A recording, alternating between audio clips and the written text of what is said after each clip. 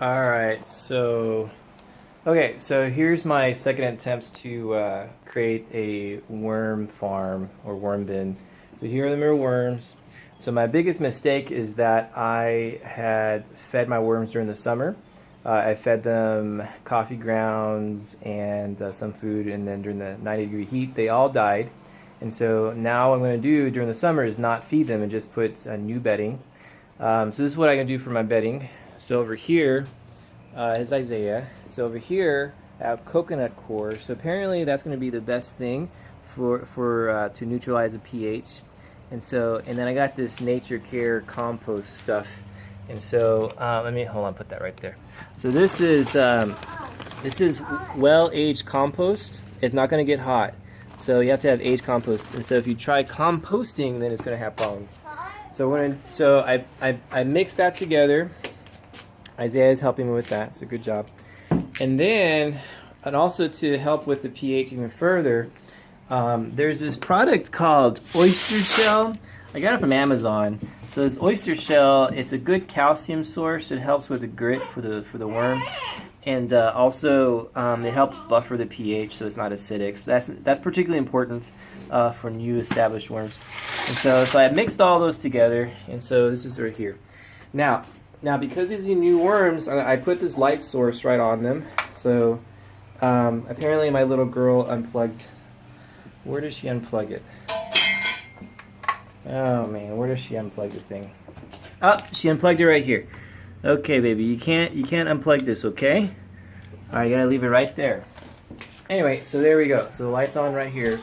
So it's all mixed. So this stuff is coconut coir with some compost and that oyster shell. You can use eggshells if you want to. So eggshells is good. You have to put in the microwave for about a minute or two, and then you have to grind them up in a coffee grinder. So anyway, so here we go. Here are my Uncle Jim's worms. There's 1,000 worms in here. Let's see if they're alive. And so here we go. And here they are. There are the worms. So let's see if they're there. So there's some worms in there. There's apparently there's 1,000. I don't know if there's 1,000 or not. And so there, I don't know if you can see them. See the worms? So apparently when they come in a UPS box, they're not very happy. They're dehydrated. Apparently Uncle Jim's has put coconut coir now in his products. But there they are. So they are kind of skinny. They're kind of dried out. So what you do is just let them do their thing. They'll burrow down because the light. This light's supposed to be for the first 24 to 48 hours, and supposedly they'll get in there. And during the summer, I'm not planning on feeding the worms during the summer because I live in Texas and it's pretty hot. And so I'm not gonna actually feed them. I'm gonna just give them bedding, which is gonna be mainly coconut coir. Later on, I'll probably start doing shredded leaves and shredded cardboard, and then I'll give them compost, like well-aged compost. But probably sometime in October, I'll start actually giving them food, like kitchen scraps. But anyway, so we'll see how they do. I'll give you an update on it. And so, and also the other thing I'm going to do is I'm going to take this newspaper. So apparently shredded newspaper, they'll eat it, but it's better to be used as a cover. So what I'm going to do is just put a cover over it. And so the Uncle Jim's worms actually comes with newspaper in it. So I'm probably going to use this. And so definitely don't water them. Don't water them at all. So I got this Hungry Bin.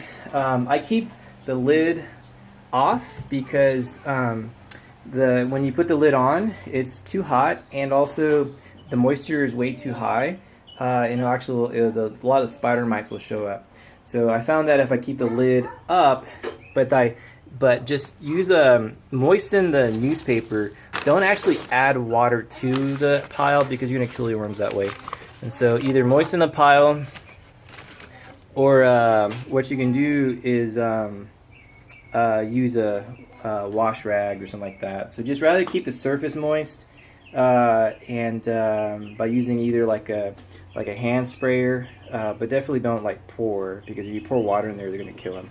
So the worm bin's nice because supposedly you can harvest from the bottom here after it's done, but it's going to take me a few months to get to that point. So anyway, so what I've learned in the summer is don't feed them any food, don't give them any coffee grounds, and also just give them bedding during the summer, and keep the lid open. They generally won't escape if the bedding is doing okay. So anyway, that's my video. So.